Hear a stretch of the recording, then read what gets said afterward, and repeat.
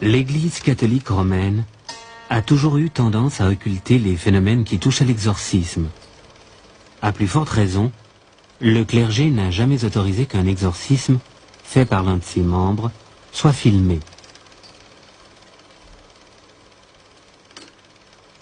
Pour la première fois, une séance d'un grand exorcisme, pratiquée par un exorciste officiel, le Père Mathieu, a fait l'objet d'un document filmé. Ce document exceptionnel illustre un cas de possession démoniaque. Témoignage du docteur Sanchez, 47 ans. A assisté à plusieurs grands exorcismes du Père Mathieu. Lui seul a été autorisé à réaliser ce document. J'ai tourné ce film pour témoigner de l'existence réelle de Satan. Pour témoigner d'une manière irréfutable. Au moment même où la plupart des gens, et malheureusement particulièrement le clergé, pensent que les exorcismes, que la possession démoniaque sont des choses d'un autre temps. Eh bien, ce n'est pas vrai. C'est d'actualité et au moment même où je vous parle, il y a un plus grand nombre de possédés qu'il n'y en a jamais eu. Malheureusement, la plupart des gens actuellement, compte tenu du contexte ecclésiastique dans lequel nous vivons, ne croient plus à l'enfer et ils ont bien tort. Et leur montrer un document que j'ai vécu, auquel j'ai assisté, qui m'a douloureusement touché parce qu'il s'agit d'un ami, était une chose unique. Ce n'est pas un montage, ce n'est pas une invention, c'est un fait que j'ai vécu tous les jours pendant plusieurs années, et c'est la raison pour laquelle j'ai voulu le filmer, afin d'en donner témoignage à tous les gens qui auront la chance, et je dirais même mieux, la grâce de le voir. Voilà pourquoi j'ai voulu, entre autres choses, tourner ce film. Animo tutus et corpore. Tu pectori sus interna custodias, tu viscera regas, tu cor confirmes. Salve Regina, Mater Misericordiae, vita dulcedo, Voyez-vous, cet homme est arrivé, il avait 50 et quelques années. Il ne pratiquait pas, puisqu'il faisait de la magie depuis l'âge de 6 ans. Et il a fait tout le mal qu'on peut faire quand on n'est pas chrétien. Eh bien cet homme, il a vu toutes les messes de la création parce qu'il s'est converti, et à partir de sa conversion, il avait mal dans le ventre. À l'absolution de ses fautes, il a pris mal dans le ventre. Alors il a vu tous les médecins qu'il a pu, et finalement on lui a dit, mais écoutez, il faut voir un prêtre, il a fait autrement. Alors, il a obtempéré, n'est-ce pas? Il a cherché, et puis alors on lui a dit, mais prenez la direction de Besançon. Il est venu. Voilà.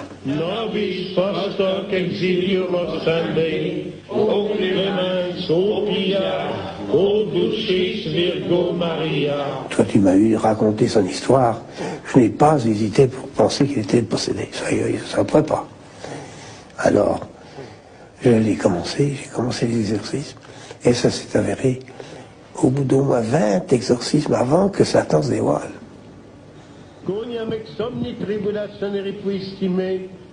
Et alors, quand il s'est dévoilé, ben, c'était la bagarre. Et la bagarre avec des témoins, avec tout ce qu'il fallait, quoi. Mais c'était peu longtemps.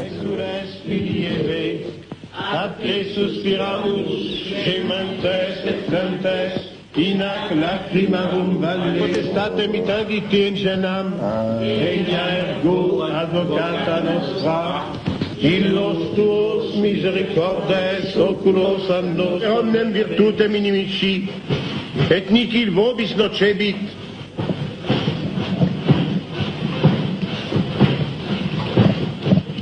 verum tamen in hoc nolite gaudere, quia spiritus vobis subliciuntur, gaudete autem con nomina vestra scripta sunt in celis. Imperatibi Fides sanctorum apostolorum Petri et Pauli, et ceterorum sanctorum, imperatibi martyrum sanguis, imperatibi continentia confessorum, exorcismo. On me demande parfois pourquoi je parle latin. C'est parce que les gens ne le savent pas. Oui, mais alors quel intérêt y a-t-il? L'intérêt, c'est que Satan, quelquefois, me répond en latin, alors qu'elle ne le sait pas. Et à ce moment-là, il y a autre chose, comprenez-vous? Et ainsi de suite, il y a des... Mais il vous répond quoi, Satan? Mais il me répond à la question que je pose. Et quelles sont les questions que vous posez? Ben, par exemple, dis-moi ton nom. Non. Dic mihi nomentum. Je ne sais pas ce que ça veut dire. Réponds non. C'est clair. Comprenez-vous? Et pour tout, c'est comme ça. Salaud. Salaud. Oh, c'est pas mon ami. In nomine Sanctissime Trinitatis. C'est pas mon ami. J'en suis heureux. In nomine Sanctissime Trinitatis. J'ai une religieuse comme m'avait envoyé un évêque, qui m'a répondu, quand je lui ai demandé Dic mihi nomentum, m'a répondu Lucifer. Lucifer. Je vous assure qu'à ce moment-là, on a un petit frisson dans le dos. Parce qu'évidemment, on ne s'attaque par conséquent au patron. Mais c'est pas rigolo. Ça fait peur? C'est-à-dire qu'on sait, on est dans la sécurité parce que, malgré tout, nous savons que l'Église nous donne tout ce qu'il nous faut, n'est-ce pas? Mais malgré tout, c'est quand on manie ces armes-là contre un ennemi qu'on ne voit pas. On l'entend quelquefois, bien sûr. On voit les conséquences de sa présence par les contorsions du corps du malade ou de la malade, n'est-ce pas? Ah, ben bien sûr, ou bien il ne bouge pas. C'est la catalepsie, absolument. Il ne peut ni bouger, on ne peut pas lui remettre le doigt, on ne peut pas s'en remettre tout le corps. Vous voyez, ça dépend. Il n'y a pas un cas pareil.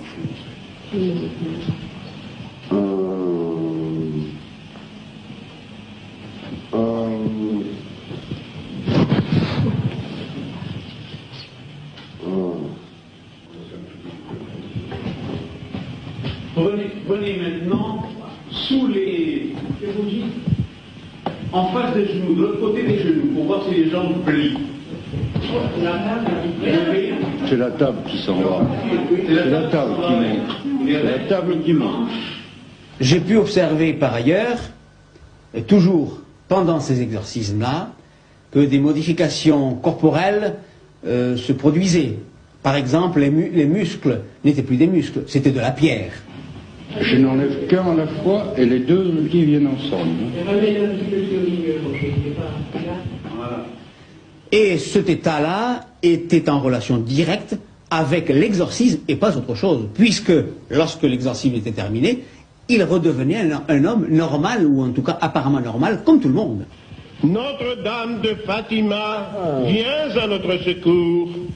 Les sangles que vous voyez, et qui sont extrêmement robustes, puisqu'il s'agit de cuir et qu'il a 3 mm d'épaisseur, sont là de manière à contrecarrer l'action explosive du démon. Pendant les exorcismes, en effet, le possédé que vous voyez là a une force absolument surhumaine, à tel point que plusieurs hommes n'arrivent pas à le maîtriser sur cette table. Pour cette raison, les sangles sont destinées à l'y maintenir. Voilà pourquoi il est sanglé. Et il est sanglé aussi parce que on craint que certains gestes inattendus puissent blesser aussi l'entourage. Ce n'est pas à écarter. Sors de cet homme. Sors de cet homme. Je te l'ordonne, mon nom du Christ. Sors de cet homme. In nomine Patris et Filii Spiritus Sancti.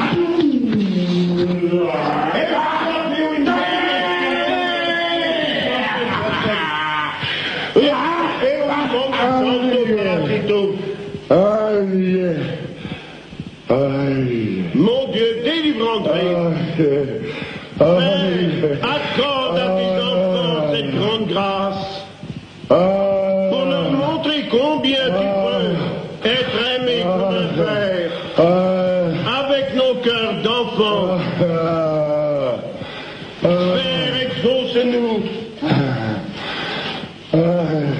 Je peux vous assurer que je ne me doutais pas un instant des ruses extraordinaires qu'utilisait le diable pour arriver à ses fins.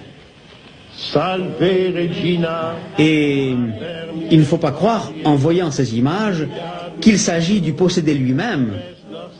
Le possédé est absolument inconscient.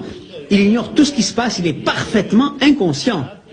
Son corps qui devient comme de la pierre, qui pèse des tonnes, les grimaces qu'il fait, ses yeux injectés, ses rictus, ces crachats qu'il envoie au visage des prêtres, il est absolument inconscient de tout cela. Et c'est le diable qui le fait en se servant du corps du possédé. Par conséquent, le corps du possédé est entièrement sous sa domination et s'exprime à la place du diable. Et d'ailleurs, pendant les exorcismes, je peux vous assurer que les gens qui l'entourent ont peur. Le seul qui n'a pas peur, c'est le Père Mathieu. Alors pourtant qu'il voit à travers ses yeux, pendant l'exorcisme, les flammes de l'enfer. Ce n'est pas une image, il le voit vraiment comme s'il y était. Terreur des démons. Terreur des démons. Notre-Dame du Rosaire, délivrez votre enfant.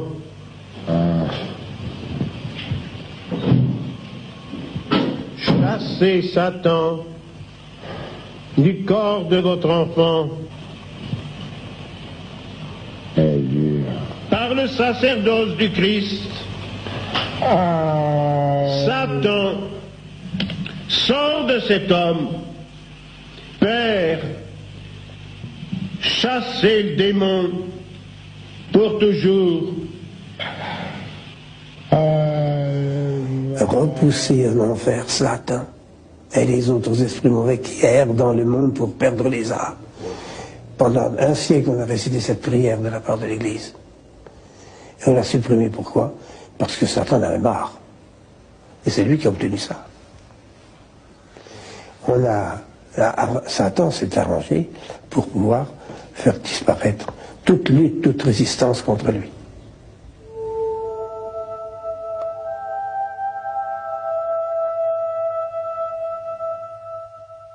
La plus belle ruse du diable est de vous persuader qu'il n'existe pas, soulignait Baudelaire. Mais à la fin du XXe siècle, peut-on encore croire au diable? Une question d'actualité, à un moment où l'on assiste à un regain d'intérêt pour les sciences occultes et la parapsychologie.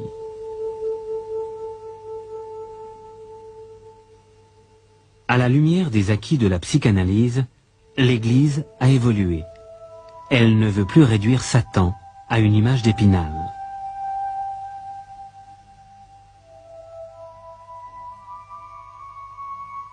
Pourtant, l'Église catholique continue à nommer secrètement des exorcistes officiels, même s'ils sont de moins en moins nombreux.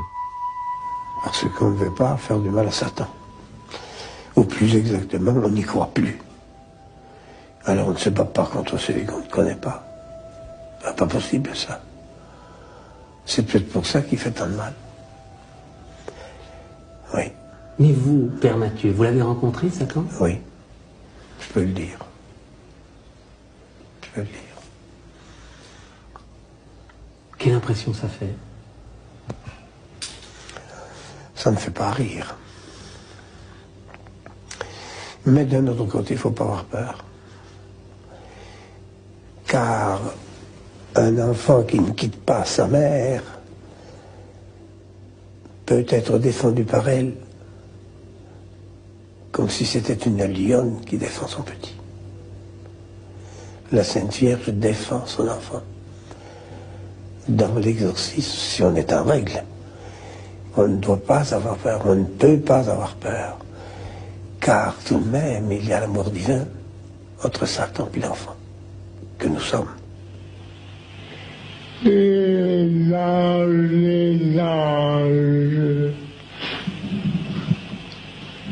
Saints anges, venez au secours d'André. Chassez le démon pour toujours. À 84 ans, le père Mathieu continue son combat, corps à corps, avec le prince des ténèbres, inexorablement, envers et contre tous. Satan, sors de cet homme. Je ne m'arrêterai qu'à l'heure de ma mort, quand le bon Dieu le voudra. C'est tout. Je ne veux pas, moi, me soustraire à mes obligations sacerdotales. Je suis prêtre pour ça.